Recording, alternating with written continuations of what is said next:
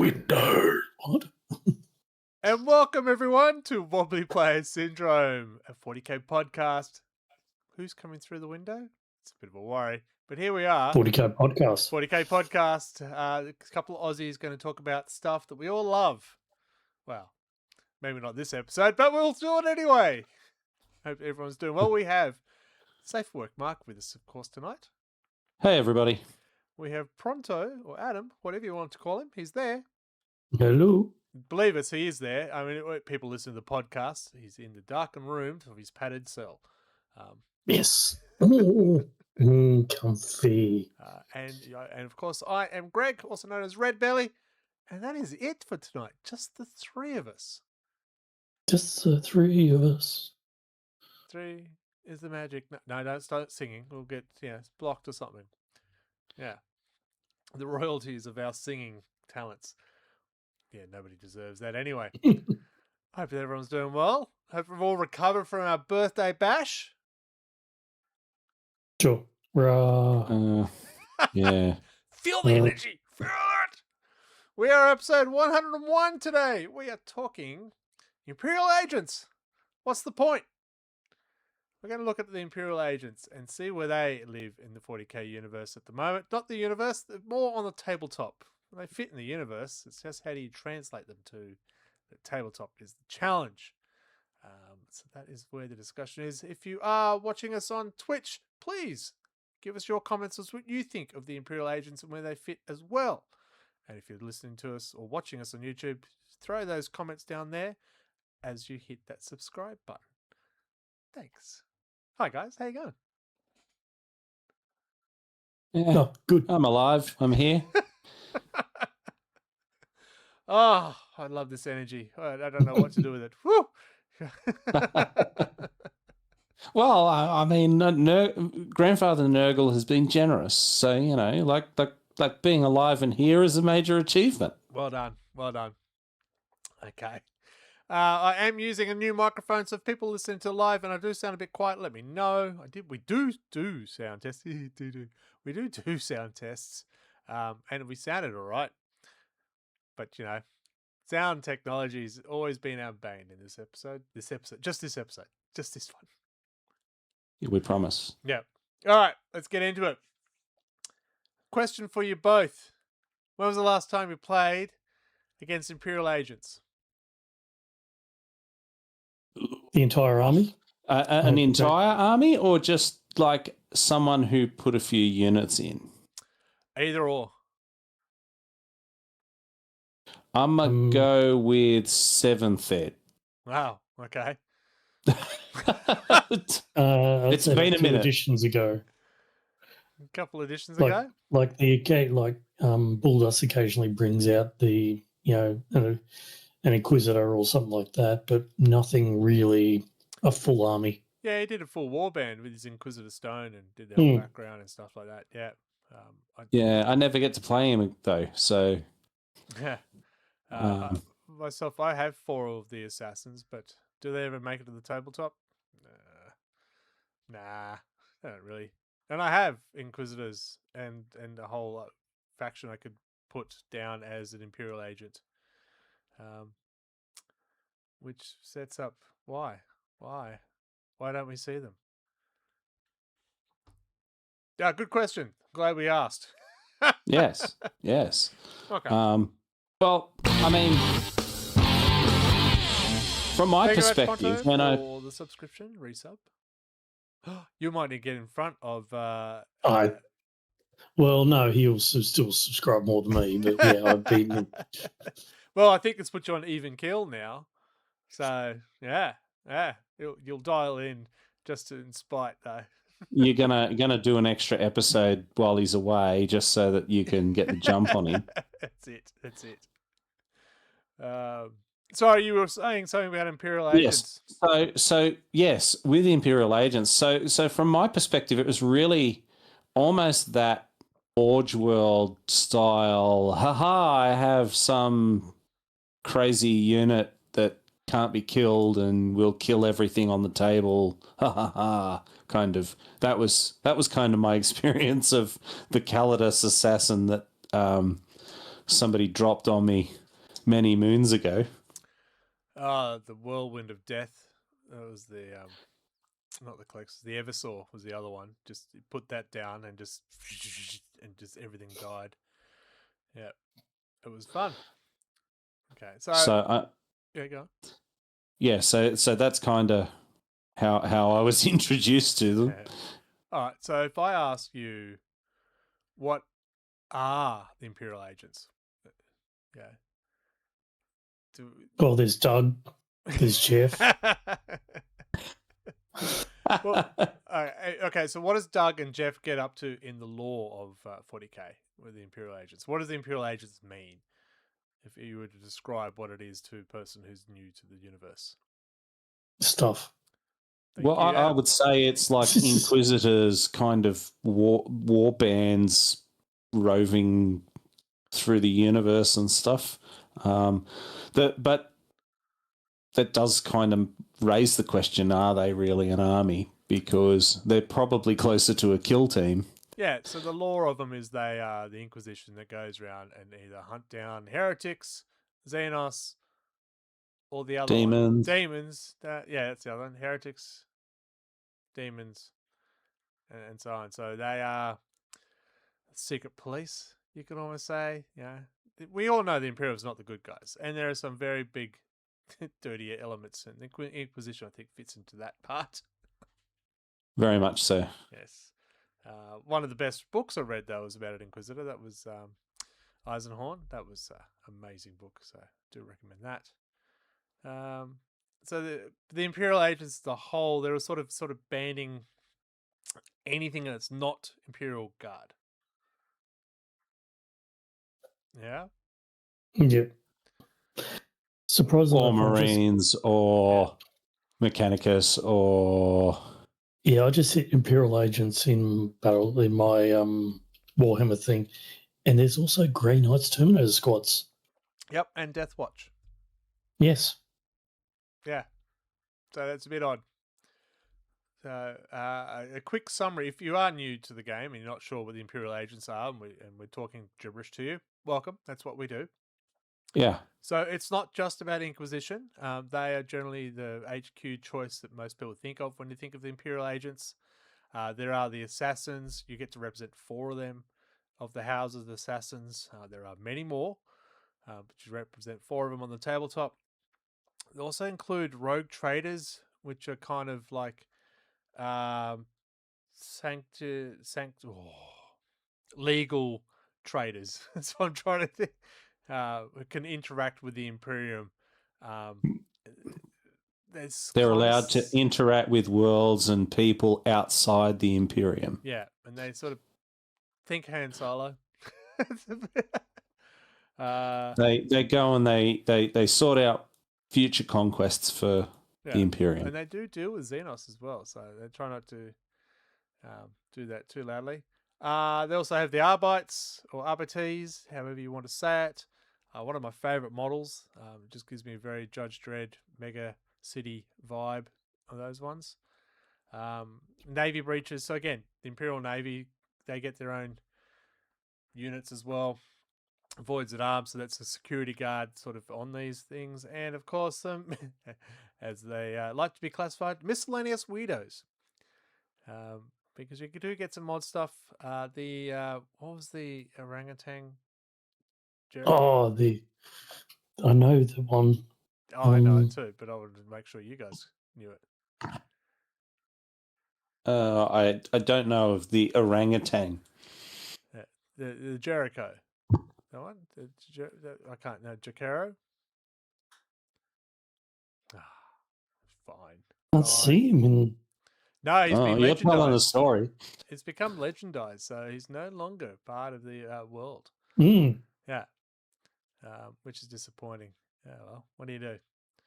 So that's a very big, high-level overview of what they are. But if you want to know more about them, they do have their own codex. And they will go into excruciating detail. Yeah. Yeah. So it's going to be interesting to see why they have their own codex. And can they make a whole army of just Imperial Agents? Is kind of what we're sort of looking at. We don't see them on the tabletop, and I've got a funny story about that regarding where they are actually on the tabletop in the last 3 weeks of win rate ratio. Generally, you see them right at the bottom as a footnote and say, "Oh yeah, somebody brought this along. It didn't do well." Yeah. Did anybody do that? Well, yes. You want to talk about that now? Okay, we can go back now. Okay, so the Spec Tactics, another YouTuber who does very good stuff. You should check it out after you've listened to us, of course. Does do the win rates of all factions, and he even throws in the Imperial Agents because if they're there at a tournament, they get recorded as well. It's an interesting to see some of the win lots ratios. The Imperial Guard is down under 30% win rate. Chaos Knights are right there. Yeah, 30%. Chaos Knights are right there with them. That's right. Imperial Agents are higher than those two. Wow. I mean, I guess. I mean, because they had some pretty broken units. You keep going. In the middle tier of the win rates, we have things like Death Guard, World Eaters. The Imperial Agents are higher than them. I'm not surprised at all. Yeah, well, I suppose probably a lot of them are all lone operatives. I would wager that they're probably in the upper third somewhere. They are in the top third tier with a percentage of 56%. There you go. Yeah, because they have some really properly powerful units. It is interesting to know that they're up there. That I think one person took them to a tournament and got more wins than expected, and that's throughout. You got to remember, win rates is great, but if there's only one person playing it and they win all of them, that counts as a very high win rate. So it can be a little skew-if, but to see them actually winning is quite impressive. I'm interested to see why that happens, why the turnaround, and what makes it successful. 11th edition, of course, is very different with the detachment points inside of things. And while we wait for new codexes, everyone uses their existing codex. I want to start with, why does Imperial Agents have its own codex? We'll start there. We'll start at the beginning. Why does it have its own codex? It used to be a White Dwarf insert. It used to be an index. Wasn't it attached to like another codex at one point too? I don't remember. But it's an interesting question. So why did they get their own codex? GW liked them. Probably because they've got like individual characters and such like that that can be brought across, and then instead of but we'll touch on that. They've got one character. They've got their own information in there. Yeah, so one character, is that enough for a whole codex, like an Inquisitor? Yeah, because I mean, a lot of these units that we've mentioned previously, like the RBTs and Voidsmen at Arms and some of those have only come around fairly recently. Like the oldest models that would be Imperial Agents would be Assassins and Inquisition. Well, the Assassins did get an update. I was going to say not long ago, but it has been actually long ago now, isn't it? Yeah. And there's a couple of new Inquisitor models, including that one on that weird mount. So, but the Void at Arms and Breaches came out as kill team. Yeah. So is it just being lazy and throwing everything into a book because they've got a kill team version of it? It does kind of feel like they kind of went, well, we have a bunch of Imperial units that don't quite fit anywhere else. Yeah. So let's just make a book of those. Yeah. So if you're going to go on. Oh, because they don't fit anywhere else. They've gone, well, we'll just throw, as what Mark said, we'll just throw them in a book, and then they will have their own area that they can be in the world of with their own detachments probably now. Yeah. But then the weird part is, here's your codex, here's your detachment, which includes a Deathwatch attachment. Yeah, because I mean, I don't think I've ever seen Imperial Agents just run as their own army. It was always like characters attached to another army, or like a small warband added to an army. Yeah. Like no one goes, all right, here's 2,000 points of Imperial Agents. Why? I don't rightly know, but I don't see it. Yeah. It's always oh yeah, I brought Marines, and by the way, I brought an assassin and an Inquisitor, or you know, it was always that sort of. Maybe it's even a holdover from the soupy days back when, you know, you could run anything with anything. Yeah. Do you think it's also the fact there's no vehicles? No, there's no vehicles. Heavy weaponry. No. So how do you have a whole codex, a whole faction with no actual oomph to back them up? At least I don't know, man. Guard has some heavy weapon teams. Those assassins kind of fucked up everything I had in short order. Yeah. So like, well, that's a funny one. They are the powerful ones in the book, right? Yeah, they're the ones who got nerfed by the limitations of how many you can actually take in a game, and they're not cheap. 110 or something, 110 points each. I don't know, like, depending on what your other army options are, they could be incredibly economical. Yes. The only time I'd actually look at putting in Imperial Agents in my army for the codexes and all that would be when I'm running knights. When I need that 80 points and I don't have that 80 points anywhere else. Yep. And an assassin would fit perfectly. I think you'll find them more expensive than 80 points. 85 or something like that, I think they are. What are they called? They're called... The assassins aren't, but the... Collector's Assassin's the cheapest one at 85. Hmm. Yep. Yeah. And the fact that they're requisition units, so I'm guessing that's meant to be detachment points equivalent? I don't know. It's one thing I don't know. I haven't got an update on what detachment point costs each of these are. They do have 5 detachments. One of them is for, what do we call them? Like a super army to attach them to. Yeah, so the Deathwatch mission tactics, the Ordo Xenos alien hunters. Yeah. Which so the... Yeah, I mean, it makes sense that they would work with Deathwatch. I mean...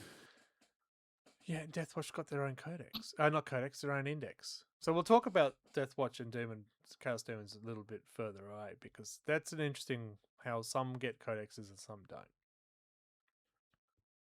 They also can go easily with sisters and everything like that as well. Yeah. Well, really, any Imperial army.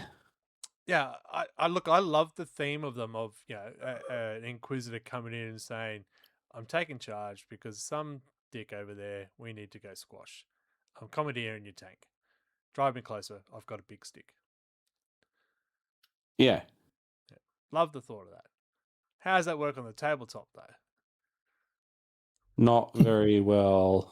It seems to sort of wildly swing between super effective and not worth doing. It's challenging. I did say it felt kind of maybe a bit more lazy for them just throw it all in. Is that being harsh with DW? It could even be a bit of a like a fan appeasement type thing, because like if they go, like, say for instance GW click their fingers tomorrow and go, right, no more Imperial Agents Codex. Yeah. I think you might have people whinge about as much as they did for Deathwatch. Well, Deathwatch is even worse. They said no more.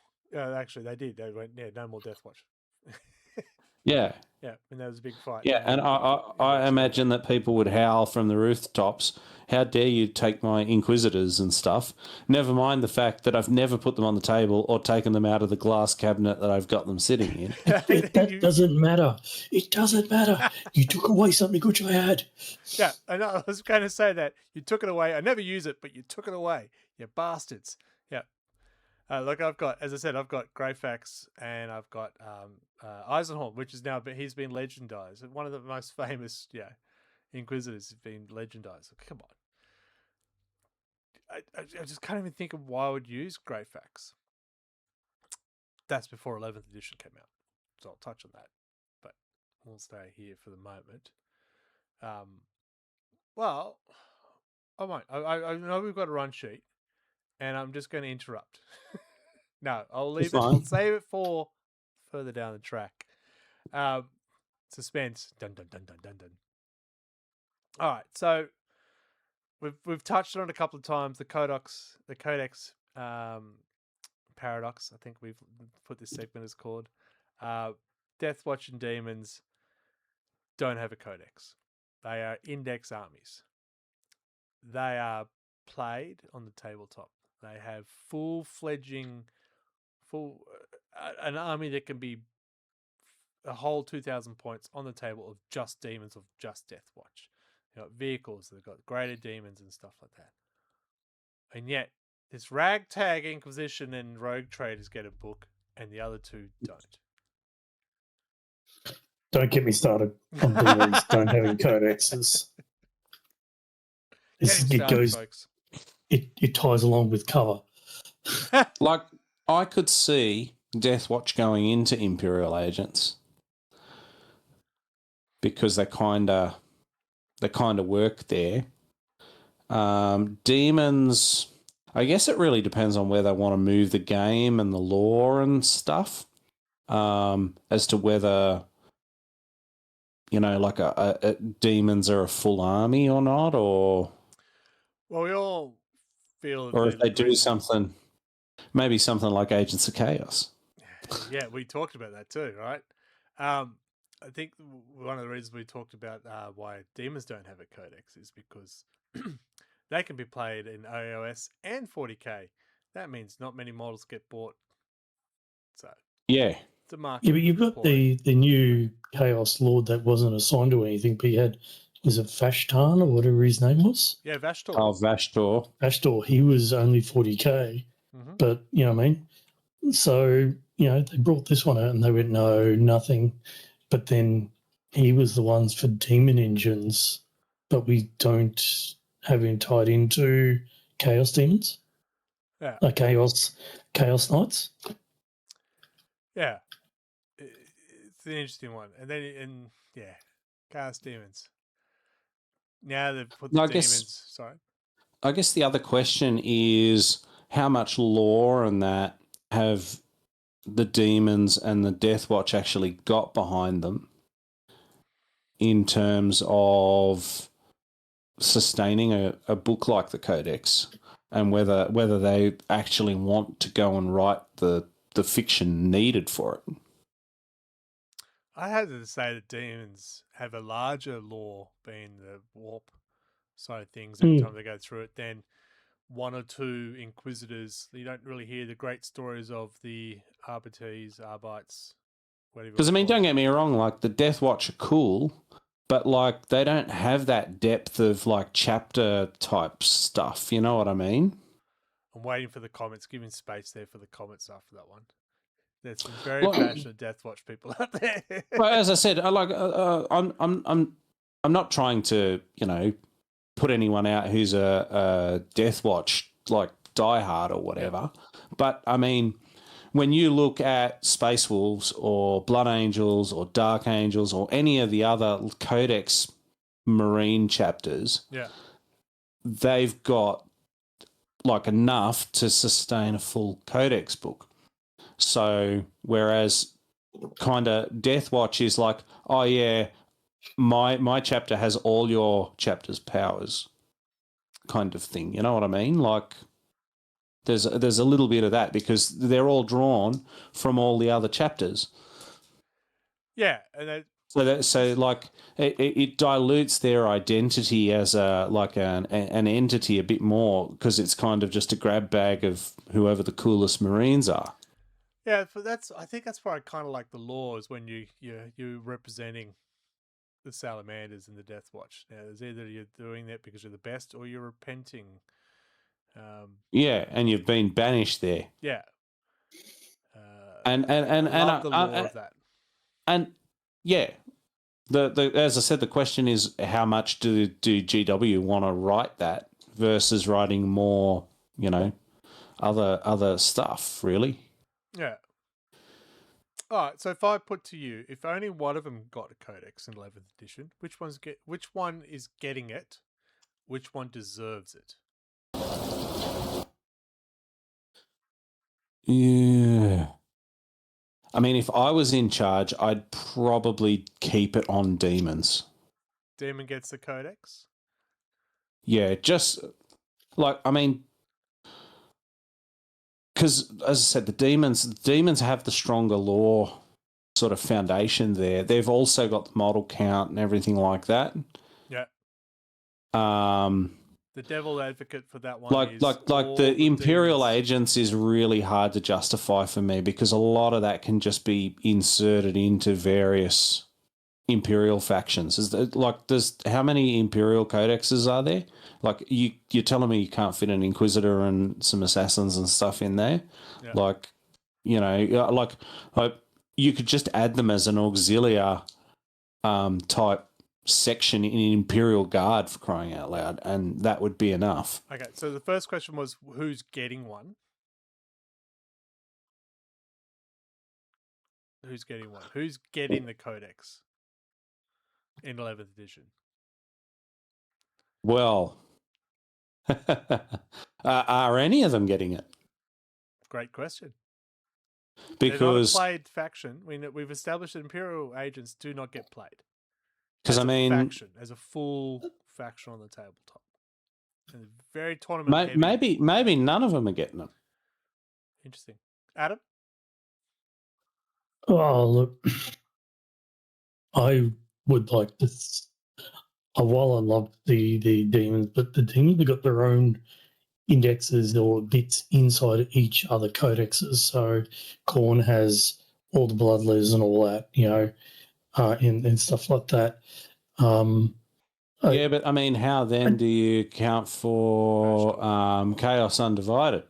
Yep. Bellicor, where does he fit? Vashtor, where does he fit? Yeah, there is an issue within that as well. That just means you got to print 4 codexes. I kind of do see the Imperial Agents having a chance of getting a codex just for the fact of the fluffiness of them. They've got their own little interesting rules and all that. They're not tied into Space Marines or Imperial Guard. Oh, sorry, Astra Militarum.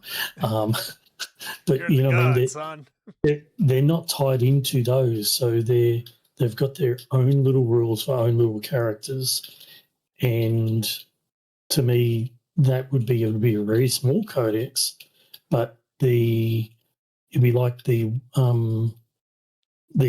gods of chaos.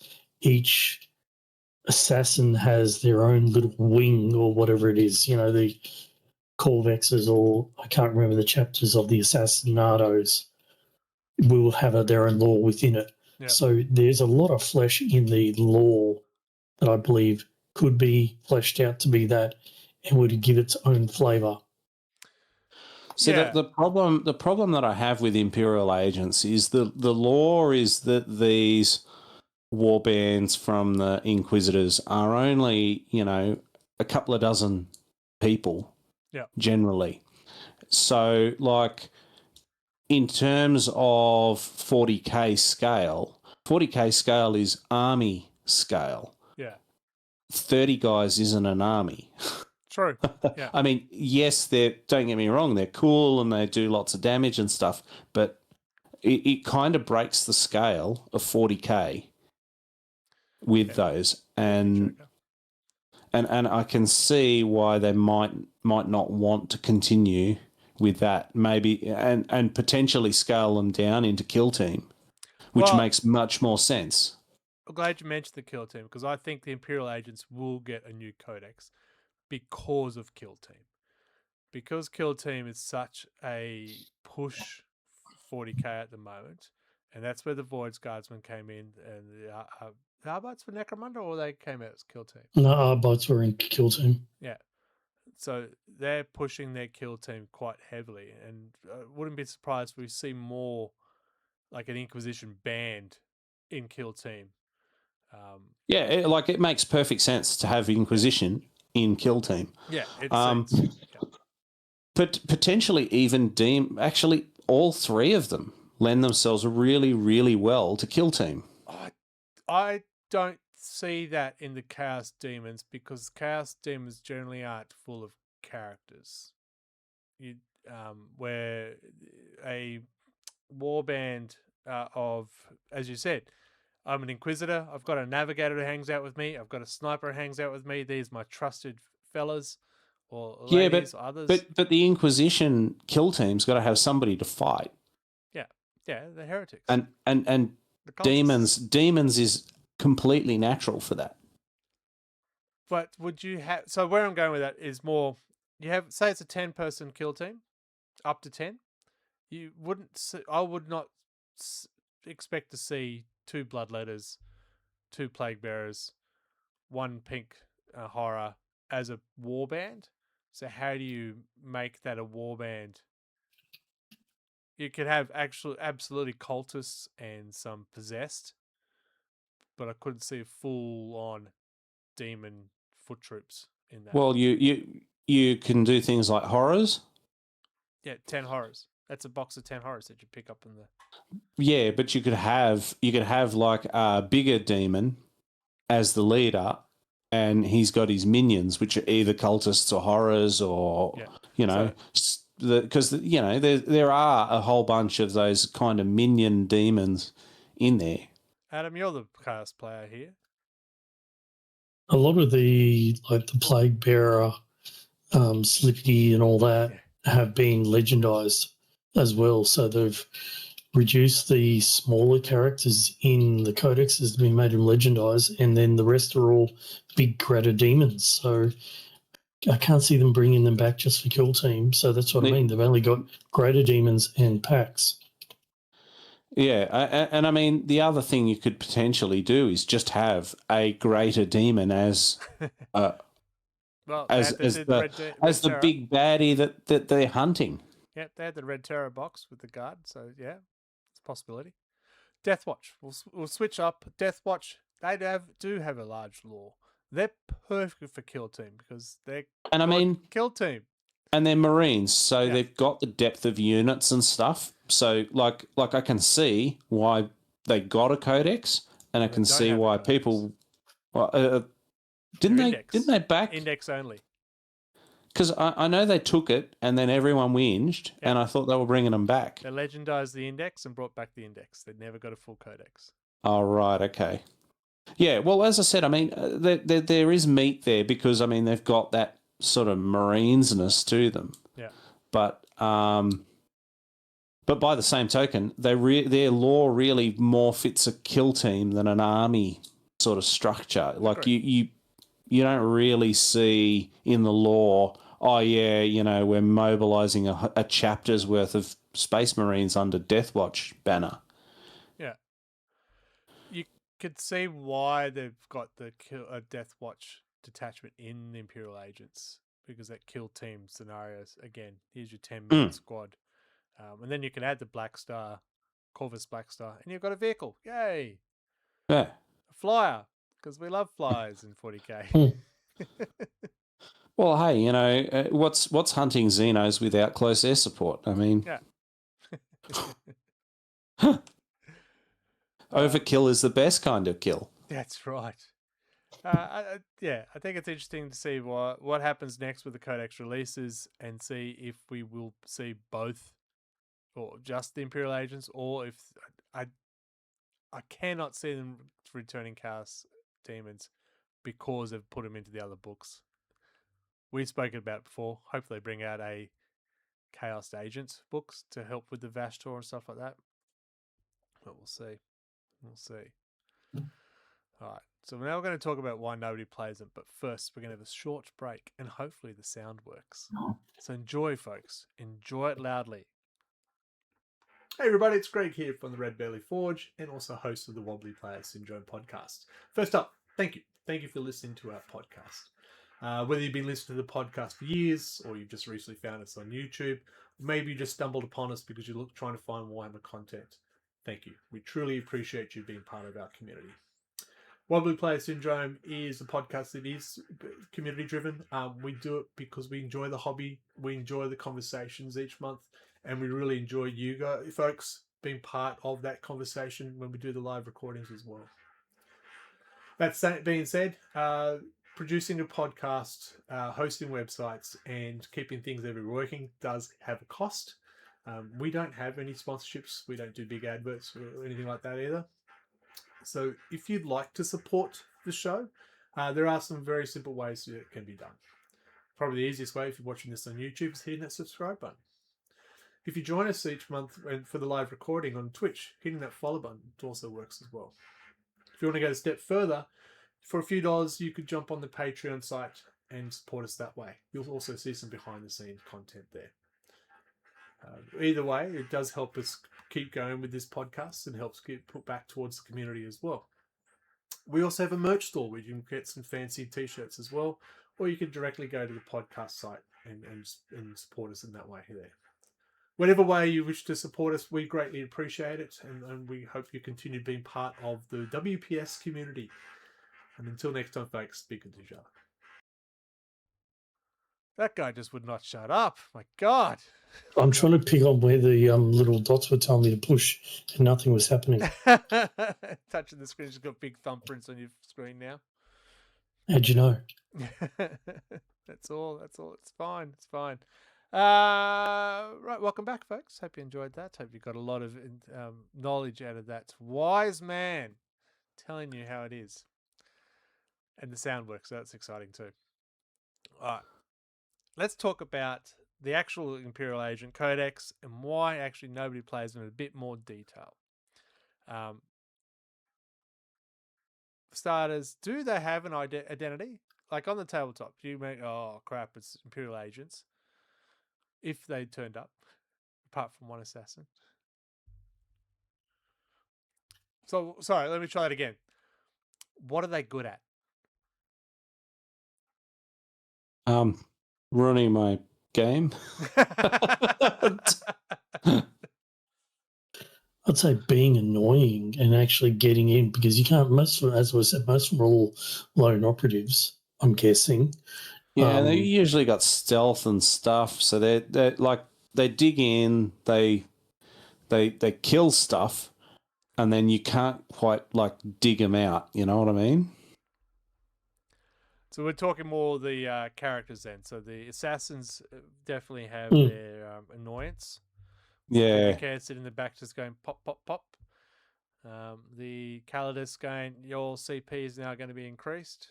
And yeah, Calexis against Psychic. Yeah, who uses Calexis? No one uses Calexis, right? And the, what's the other one? The Eversaw, the Whirling Death. Who explodes, doesn't he? Doesn't he explode?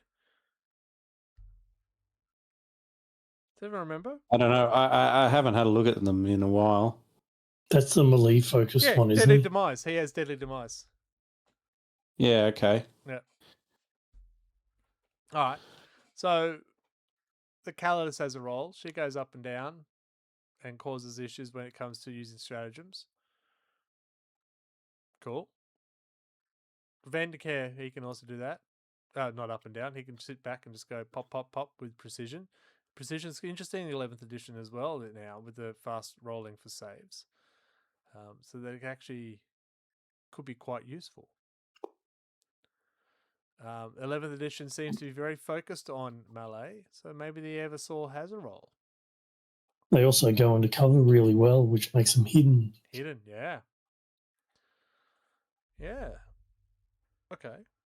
So I'm just looking at the stats and stuff of them and said, yeah, they look very cool. Very cool. All right. Great. But you don't need to have a full faction to use them. No, they're usually a couple of models attached to a wider army of the Imperium, usually. Yeah, there is a limitation depending on the size of the army you run. If it's a strike force, so 2,000 points, I believe it's 2. May only be 1. It's an old codex, boys and girls and others. Yeah.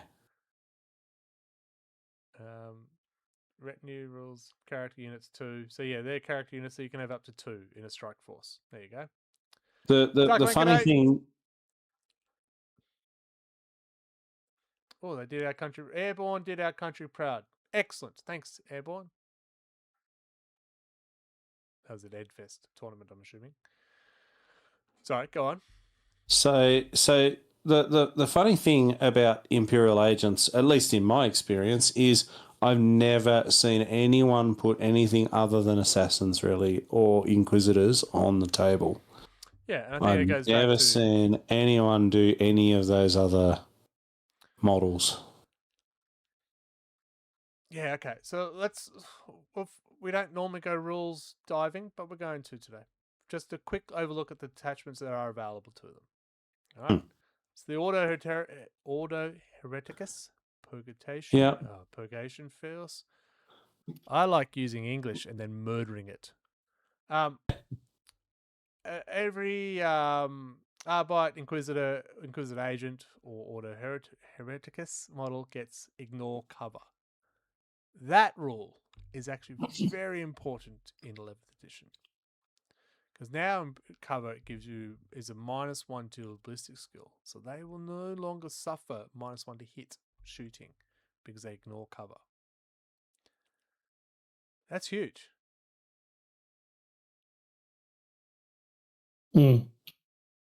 But the weapons they have, maybe not so huge. All right, what have we got? And then if you have, if Arbite's Inquisitor, so the same keywords are targeting a chaos unit of 5 or more, they get sustained hit 1. They are the Hereticus, so that is what they're trying to aim at.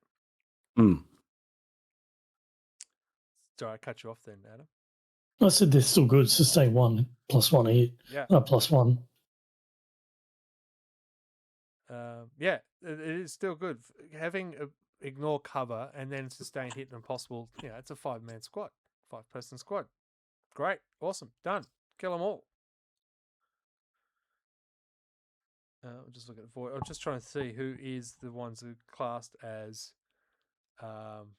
Inquisitorial Agents.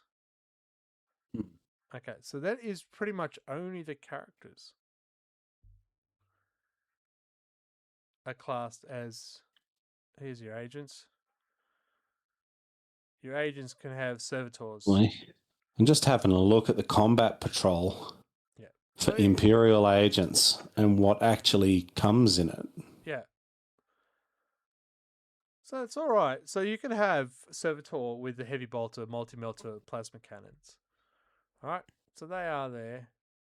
They are hitting on normally 4s, but ignore cover, so 4s, which is a normal guardsman. It's not bad. It's not bad. They've got enhancements, but we're not going that diving into it that deep. Auto Malice, Demon Hunters, Inquisition, Inquisitorial Agents, and Auto Malice get to reroll hit rolls of 1. And if it's against a demon, reroll wound rolls of 1 as well. Rerolling 1s is pretty good as well. That's good against World Eaters. Well, it's good. And Death Guard, anything that has, yeah. Yeah, so that's not a bad one either. It's I would take in this edition take the ignores cover more than rerolls 1s, but that's me.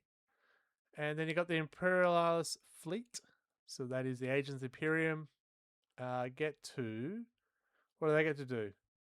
Enemy unit choose one enemy unit in the command phase, and they get to add 1 to the hit roll. and if their objective marker, they can increase the leadership and objective marker by 1 and have a 5 up and vulnerable save. Not so exciting. For me personally, I don't think that's as exciting. Yeah, I'd get those two. Yeah.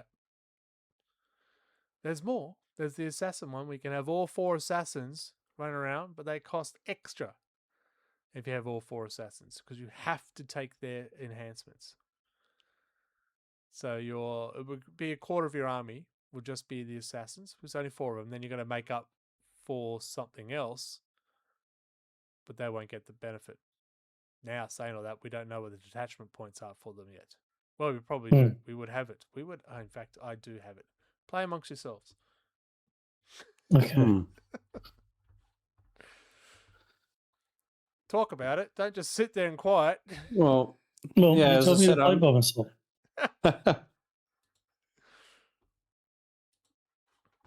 So, I mean,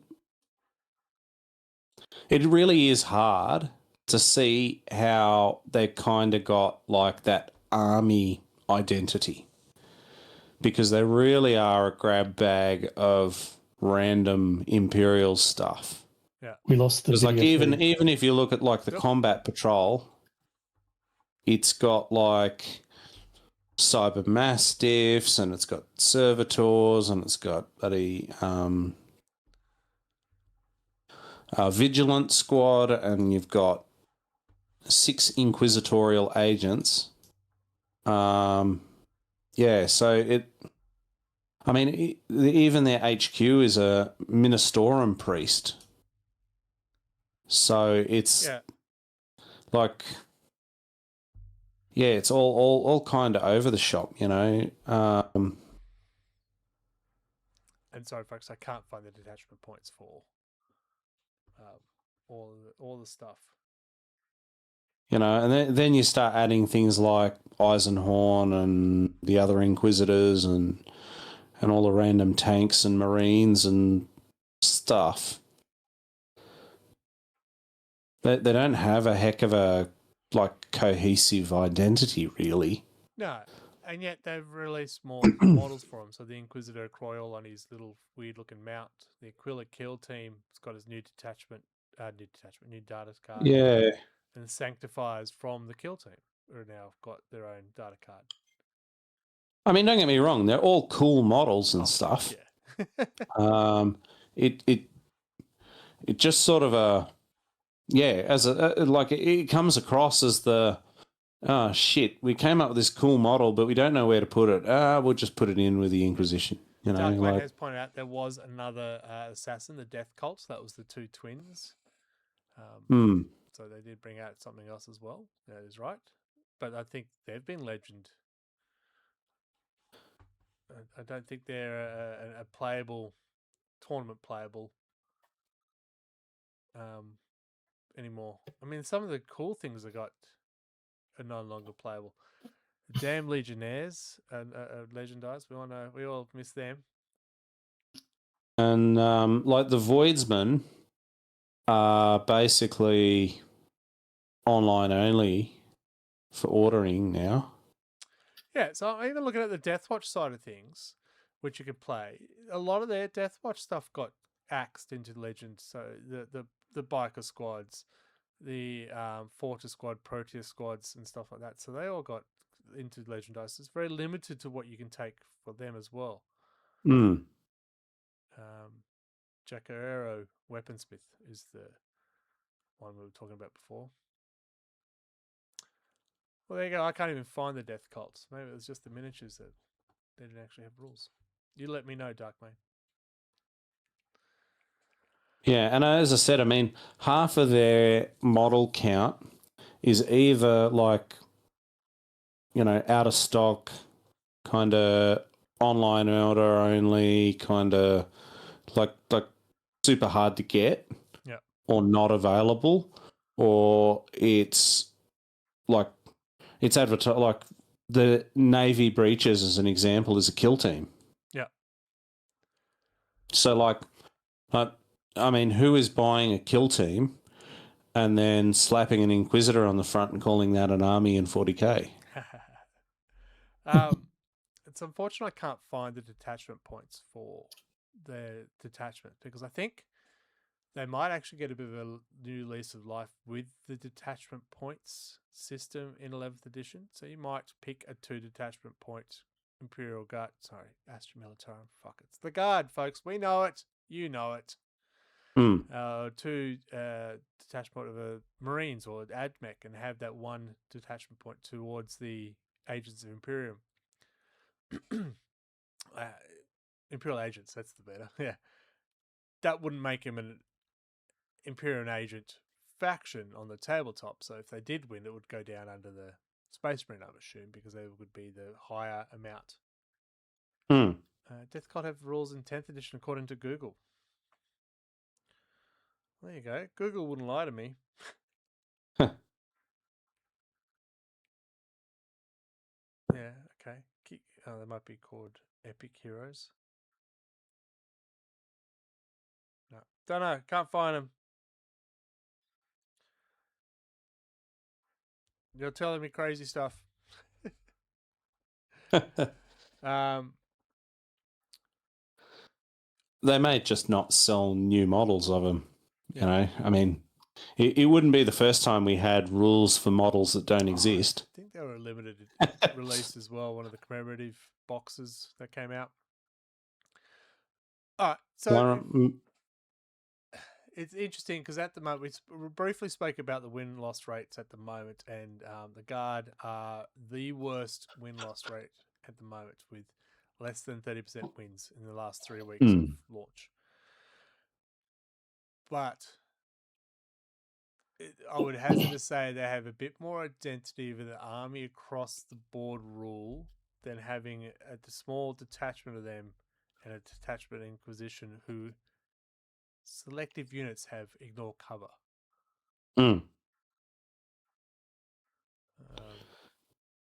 Thoughts on that? How would you use? I guess I'm trying to ask, how would you use Imperial Agents? Knowing that you two haven't played 11th edition yet. I don't know how I would do it in 11th. As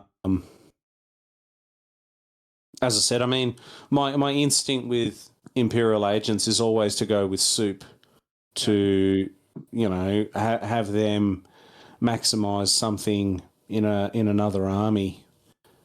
Yeah, I'd have them as a spot to fill. Yeah, or as like a support role type thing where they confer an ability on units or can pick out a target in the middle of a blob or something, you know. I'm glad you just said that, because I want to pick up on what Adam said, was a spot to fill. What spot would they be there to fill that other unit in, say, Guard or Marine faction can't do?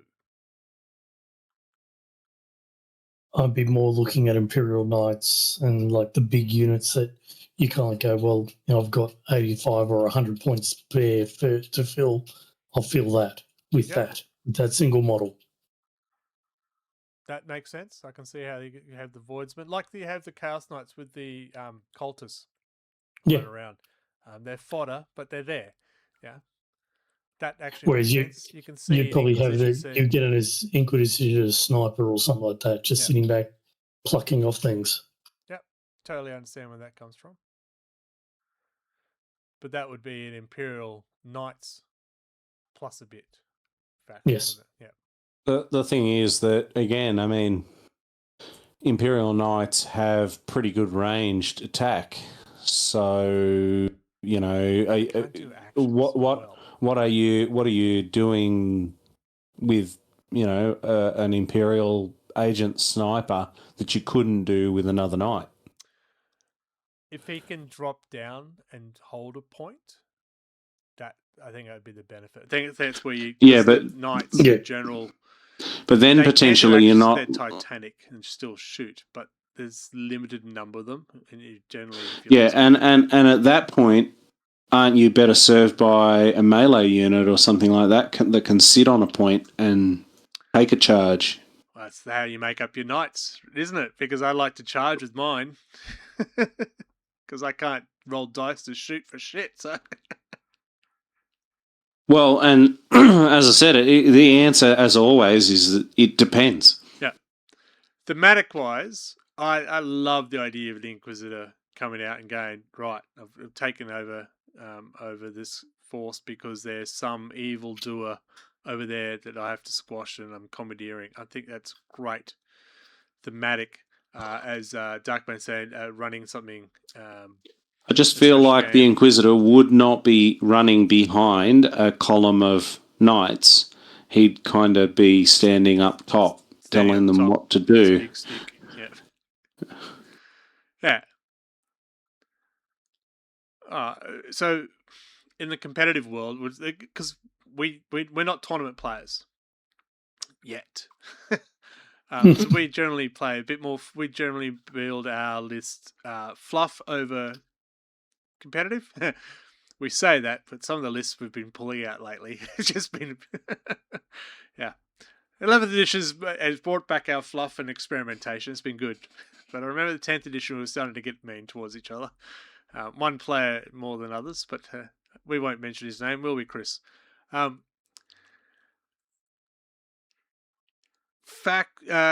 home, absolutely love the idea of running, but I feel like you'd sort of have to set it up. Let's have a Chaos Cultist army versus a Imperial Agents army matchup.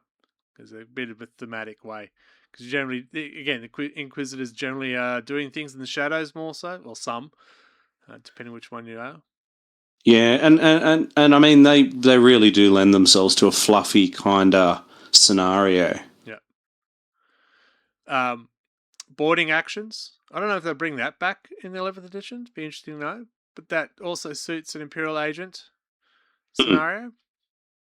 Again, doesn't work codex to suit kill team. But all of that shrinks down the scale, and you're starting to get more into that skirmish style game rather than, legions of troops. Yeah. It's interesting. So let's try this way. What do they need to do to make Imperial Agents a functioning, want-to-play codex or faction, in its full capacity? That, I'm bringing along my Imperial Agents with the intent to win, not the intent to, I have a story to tell you. Well, I think you actually have to come up with units that could function as a cohesive kind of army, as opposed to just random characters here and there. And chat, love to know what your thoughts are on that too. What would make Imperial Agents a functioning solo faction? What do they need to add? I think the vehicles, they need some heavy weaponry without relying on picking it from someone else. It would be good to, I need a tank. Here's a Lehman Russ. So, no. See, the question is, though, that how does that, that doesn't really gel with what we know of Inquisitors, because the Inquisitors go, right, all your stuff, you're going to do what I tell you to do with it. Yeah. So, and you would need to have it where you go, right, the Inquisitor can take these units from other armies. Yeah. And have that, you have it as like that inquisitorial authority type rule where it's like, well, no, I've taken your dreadnoughts and I've taken your, whatever I like the look of. Yeah. And I mean, I guess if you were giving them that kind of army rule where they can just pick and choose whatever the hell they want, you can sort of come up with some really soupy kind of cool hodgepodge armies. And that might have been because I wonder if that might have been the original intent with it. You know what I mean? Where you can go and take you can take an armored column of Lehman Russ, and then you can have some Marine assault squads, and then you can have, some snipers, or and just sort of take what you like out of the whole Imperial kind of thing, and not have to worry about, well, does this chapter hate this chapter, or like, and it winds up being that respect my authority. I don't care that Space Wolves and Dark Angels don't get along. You're doing this, or I will shoot you in the back of the head, kind of thing. We did forget to mention you can take a sister of battle unit as part of Imperial Agents. Just one, and not the full tank range and stuff like that, unless then you ally them. But you can have that the priest who might be running around with them. Yeah, well, I mean, I know there's a bit of storied history between the Inquisition and the Ministorum, so some comments in the chat. Seal Inquisition stuff is seconded to them by Guard and Marines and Sisters. Yep. Darkbane suggests that Lehman Ross modded with an Eldar weapon. Ooh, that sounds like heresy. Yeah. Or some robotic abomination designed to fight the Tyranids. Isn't that the Men of Steel? Iron, Men of Iron. That's the one. They did bring back there was one model that was there was one model that was like the last Man of Iron. Yeah, and then they made him a legend. Some of those models from that box that were amazing, and I think one has survived from being legendary. And they kind of semi-alluded to the Ironkin in Votan being possible relative. Yeah, Inquisitor often acquire unsactioned items. That is right, Darkbane. The use of demon hosts, which they're no longer allowed to do in the game, was another thing. I thought that was pretty cool. That was Eisenhorn's thing.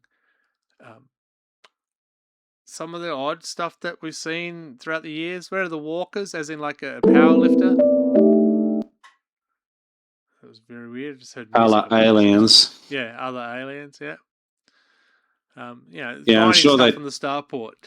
Where's your random souped up car that you just decided to take? I don't know. Have some punks. Like, bring in Necromunda gangs.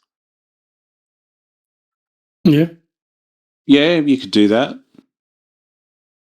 Yeah. But again, a lot of it really feels like you're sort of taking kill teams. Yeah. And slapping them down as units. Yeah, you put them in front of a full-fledged, Black Legion faction coming at you. I reckon that we can see you don't get your cover, but that venom throat, Jesus Christ, whatever that other venom thing's called for the cast, not Marines. It's called, what's it called? I don't know. The venom Defiler. No, the spider-looking dude. Defiler. Oh, Soul Grinder. No. Moving on. Defiler. No, it's the spider-looking one. Big butt spider. Venom something. It's called a Venom something. Venom Crawler. Venom Crawler? Sure. Venom Crawler. There's a bald lady Inquisitor that has an Eldar gun and has alluded to that they were part Eldari. Well, that's interesting. Doesn't one of the Inquisitor has a dragon? Don't think that's quite legit under the rules. But but making more and more characters if you had a rule, say, if this Inquisitor joined a unit, they would gain the +1 to hit versus demons. This is the problem, right? The detachments are, it's either good versus chaos, it's good versus demons, or it's good versus Xenos. So if you're taking that to a tournament and you've got the Heretic one, so you're good against chaos, you hope that everyone you play against is against chaos, right? Yeah. Where every other faction, no matter who you're facing, you can still use it. Yeah, I mean, you're probably just boned if you come up against Marines, though. Yeah. All right. How do we make them a stronger presence? This is what we're trying to get at, folks. And I really want to hear what your thoughts are. If you're here listening to us live, It's let us know in just chat. Otherwise, put it down in chat. it's just really hard when the identity is that I can take your identity. You know what I mean? Like it you know, and I guess they've really got to lean into that, you know, I only answer to the emperor type thing, really. Okay. And yeah, go on. Yeah, it's just really, really hard to forge an identity with that. Yeah. All right. So, what do we want to see? If they continue with the codex, what do we want to see in the codex? That will help them become they're more identified as a single faction. Yeah, I mean, for me, it's more substance to their units and stuff. Like, okay. How about if I throw some ideas at you and let me know what you think? Stormtroopers, not the Star Wars ones, of course. Yeah, the thing is that they're also in the Guard Codex. Sisters are still part of the Inquisition book, so Deathwatch. Yeah. Thing. Why can't a Stormtroopers be in there? Thoughts, comments, Adam? I don't see why they couldn't, because they're in there. But yeah, you know, Games Workshop's like they actually, if they're in that one, we're not going to duplicate it because someone's not going to buy the book. But again, you can play Sisters or Deathwatch is different because it's an index, but the Sisters are a codex. Yes. Yeah. So, all right. What about jump packs? The equivalent. What are they called? The ones that are actually in the guard again. Yeah. Actually, that's not a bad point there, Darkmane. Having unique weapon options for Inquisition units, that could help with that big time, because a lot of them are just, oh yeah, I've got, you know, my superpower is I have your superpower. Yeah. You know. So sorry, it's coming about the diplomatic immunity part. Yep. Yeah. Arbite cavalry. Yeah, that'd be cool. That'd be cool. I like that idea. The metallic, yeah. Even if it's the hound dogs more than horses, like the AdMech hound ones, kind of things. But yeah, motorbikes. Yeah, I'm all up for that. Yeah, and as I said, they need to like put a twist on those units that they do take from other factions. Yeah, you know, give them shuriken pistols or something, or you know, like Rogue Trader then. Penal legions, yeah, okay. Yeah, that works. Yeah.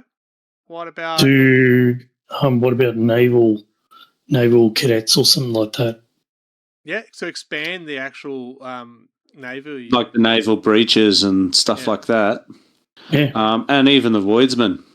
Yeah, expand their type of units. Yeah, so specialty units. So if there could be a specialty orders, demon hunter, voidsman or something. Well, see, the plus side with voidsmen is that they don't really come from any other like army, you know. So you can have them as a unique unit. Yeah. A la penal legions, a la, you know, necromunda gangs that have been co-opted, or you know, stuff like that. Just think of the modeling that you could be doing for those things. For the just you'd be free range to, especially the penal legions and stuff like that would be very cool. Yeah. How about we throw in a inquisitional gunship, their own flyer? No, a flyer is worthwhile this edition. It is actually. I'm keen to try. Yeah, I mean, I could sort of see that, because I mean, the Inquisition have their own ships and stuff, so you know, and they got to get out of their ship somehow. So you know, they can have, and potentially you could even go with like their own like type of tank or something like that too in that score. You know, it's like an STL that's reserved for the Inquisition or something that I could see that never got released to everybody else I could see because like it's too expensive or something. more like along the lines of a customized Turox. So it's their own personal vehicle that they've modified. Yeah, or maybe even make it like a hover version. Yeah. So the Commissar Greaves vehicle, I thought that was going to be an Inquisition vehicle because I thought that suited better. That they've commandeered this is their own personal vehicle, and then when I saw it was it's a beautiful model. Don't get me wrong, but seeing it's a Commissar, I went, I've already got 400 Commissars.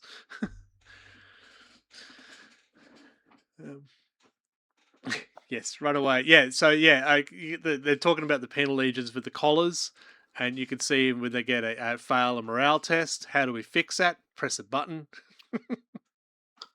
Yeah, I mean, and that brings back the fun of shooting one of your guardsmen to restore morale, which I think could be cool. No, Darkman saying the Turox modified it had something more exquisite.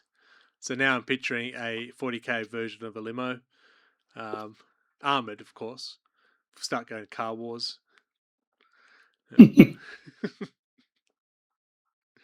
But we all seem to be adding stuff, and it's adding roles. We've noticed that we've been adding roles. Like we've got a flyer.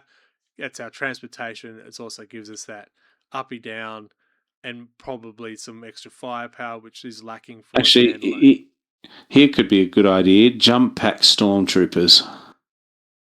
Yeah, exactly right. So the jump packs, then you've got your mobility, which helps with your secondary missions as well. The cavalry also fast units, so again, helps with the movement and trying to get your actions and sorted out. So we're adding roles, because at the moment, they don't I seem wonder to have if you very could. good roles. I wonder if you could do like land speeder, but not necessarily a space marine one. So the OG Imperial Guard one was a single person. It was metal. I had one. Maybe with a personalized speeder bike. It was kind of like think the speeder in Return of the Jedi, but a bit more meat to it. Yeah. It was good. Yeah, so there's room for creativity there. Yeah. So maybe it is talking about more because our individual characters. Maybe it is about adding like their enhancements, or now that we've added points back to if you buy this, it's going to cost you more. Maybe it is about if you purchase this, it'll give an ability or give them something. Yeah, because like I feel like Inquisition would be the War Gear Kings. Yeah. You know what I mean? Like Yeah, no, I agree with that. yeah, you know, no limitations on, you know, that kind of stuff. You know, I mean, actually, here's one: vortex grenades. Bring back the vortex grenade.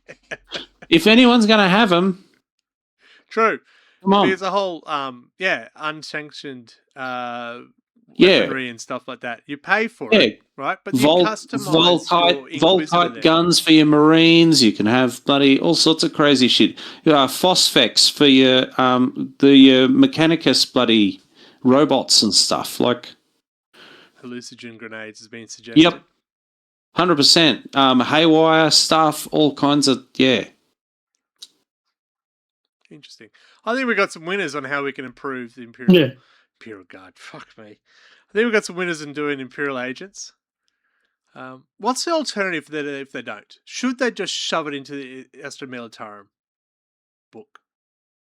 I mean, given that there's a dearth of stuff and they're legendizing a bunch of this stuff and the model ranges aren't available, I mean, it conceivably could be a page in the back of the Guard Codex. Well, it gives you another infantry choice of Voids Guardsmen and so on like that. Yeah. More HQ choices. Yeah, I mean, the other thing is that you could punt them down into Kill Team, where it's sort of closer to the thematicness So of that it. means you're getting rid of the book and just keeping them in Kill Team and maybe an index. Yeah. I'll be disappointed, but I don't think they've done Imperial Agents well for a long time. So Yeah, is it and to the point that just kill it?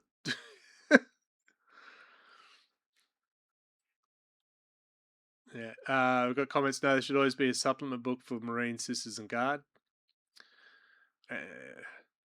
yeah, I mean, But you can still do that. that's You can kind still of do allies. it can be argued that's what it currently is now. Like Yep. like codex is really a formality on the cover rather than it being a real codex. Yeah. Yeah. Still got a real codex price. Well, I mean, any book is going to have a real codex price. I'm surprised they're not charging us for the rules. They are. Well, you can buy the book, but it's free rules, yes. And the book, actually, the rule book itself is actually not overpriced. If you want a Really? physical book, yeah. Wow.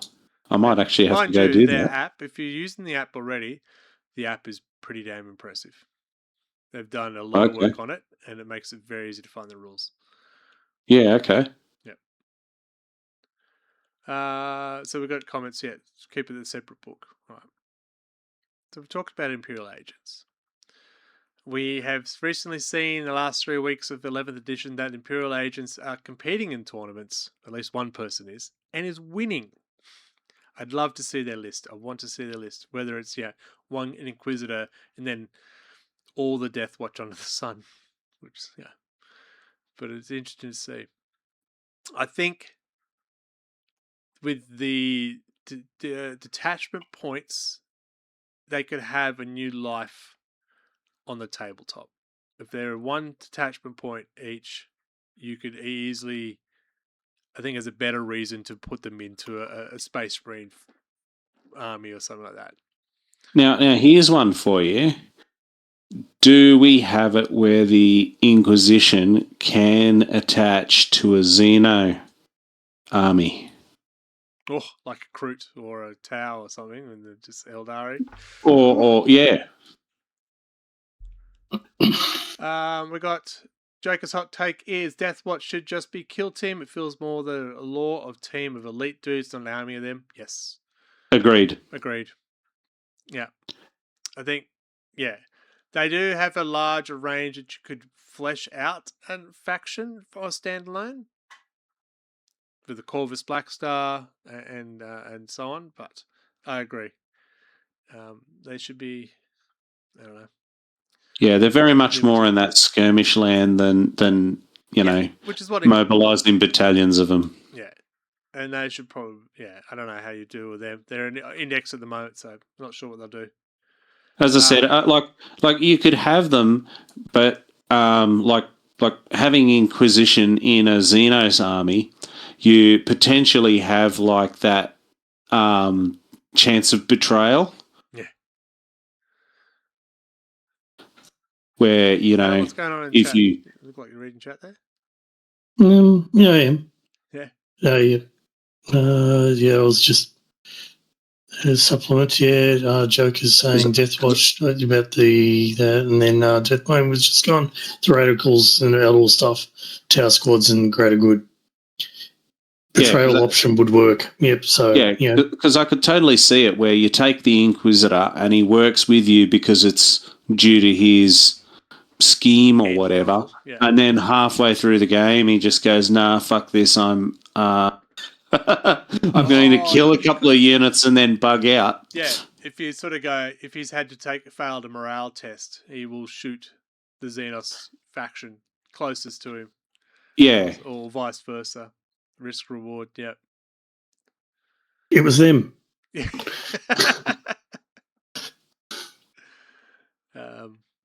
Interesting, because you in the books and the lore they do interact with Xenos. Yeah, and demi-human. Yeah, and they do that Eldar thing where they come along and they help you out along the manipulated path until until it comes time. Yeah, you're kind of expendable. See ya.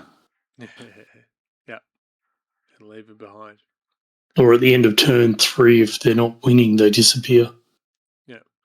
So male Inquisitors have odd Eldar, none of the normal ones, just the odd ones in their retinue. Well, odd Eldar are the only ones who could put up with the smell. Very good. Alright. Alright. If we come to the close of what we think of the Imperial Agents, do they have a place? We call this Imperial Agents. What's the point? Do they have a point? Lore-wise, absolutely. I think there's openings there for some creativity and some fun stuff. Yeah. It's just whether GW will actually take advantage or not. Yeah. I think And they seem to be happier to release another lieutenant with a tactical rock and you know, and another chaos primarch. Was it a lieutenant or was it a captain that they've released for the Ultramarines? Another name. I was just joking about that. No, because it's a new one. But no, they did. But I'm not surprised that there's been another one. It's a new Ultramarine character. You got to be kidding me. Anyway. It's neither here nor there. Yeah, I'm starting to get shitty how many Calgar miniatures there've been. Another Calgar, yeah. I would like to see them be a bit more creative in the units themselves. Like, I'm going to sneeze, so you need to talk amongst yourselves. We are talking amongst ourselves and avoiding dead air. And the sneeze did not come. And he starts talking and the sneeze comes. Yeah, we'd all headbutt the microphone. Yeah, I'd like to see some more, as you said, creativity. More options if you're going to take a men-at-arms unit that they're allowed to have specialized weapons, as we talked about. The other thing that you could... They're not legal anymore. Like, the other thing you could do is a la like the old missing legions type thing where you could leave deliberate holes where people can come up with their own stuff. Yeah, well, I've gone a tangent from where you were going, but you reminded me. One of the things about the new edition is the secondaries and the disposition. So the disposition for an Inquisitor can play quite a significant part. It could be sabotage. It could be... It's never going to be taken hold or bloody meat grinder or anything like that. Yeah, it's going to be the sabotage. So even now with the new secondaries, they may even be able to support that softer target that they are. Subversion. Yeah, subversion. Thank you. So that might help them be more competitive. I'm really intrigued to see how they go, because I think with the detachments points and the secondaries, they could be playable on the tabletop. I don't know. How many Greyfaxes can you have on a table at once? Isn't the rule 3? She's epic, so there's only one. Oh. Make every assassin battle line and the unit composition of 6. Yeah. You imagine if they weren't epic, you could have 3 Calidus, 3 Vindicators, 3. Yeah. Yeah, no. Nobody wants to play against that. I can imagine having Khorne the Berserker Mini. He's just got little chain axes like that. Well, he counts as different if he's got a different data card. Yeah. Throwing it out there, we'll wrap it up, but I'm just going to throw it out there. They brought out the large-scale Inquisitor game that's meant to be the more character-driven. Do you think they'll ever make rules to be that RPG campaign style that will suit Inquisitors? And we should mention that you don't have to play an Inquisitor play Imperial Agent. You can have a watch captain, a priest, a navigator, and a captain of some sort, as in a human rogue trader. That's the one. Yeah, I mean it sort of lends itself to the old what were they? The fluff campaigns that we had. Yeah. Um, I can't remember. Crusade.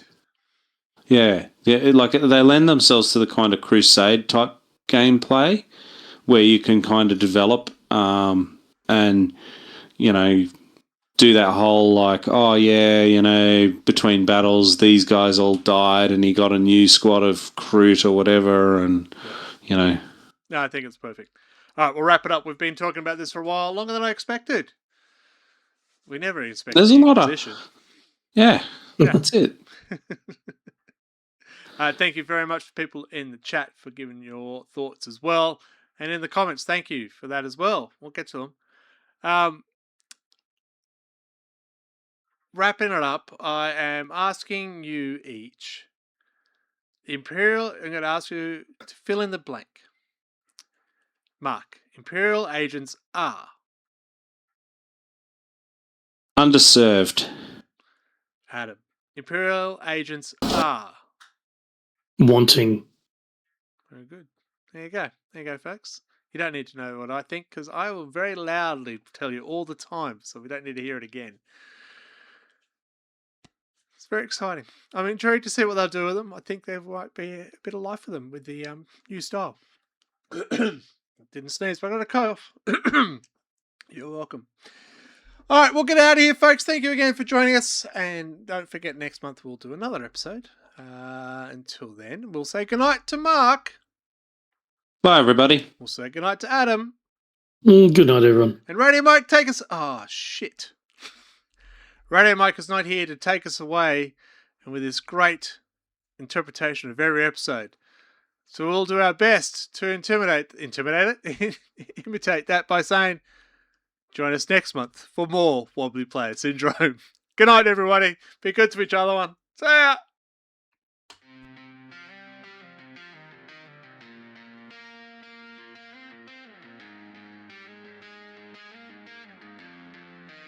Welcome to the podcast. Probably a mistake we made. Bunch of Aussies rambling on about a little plastic man and play.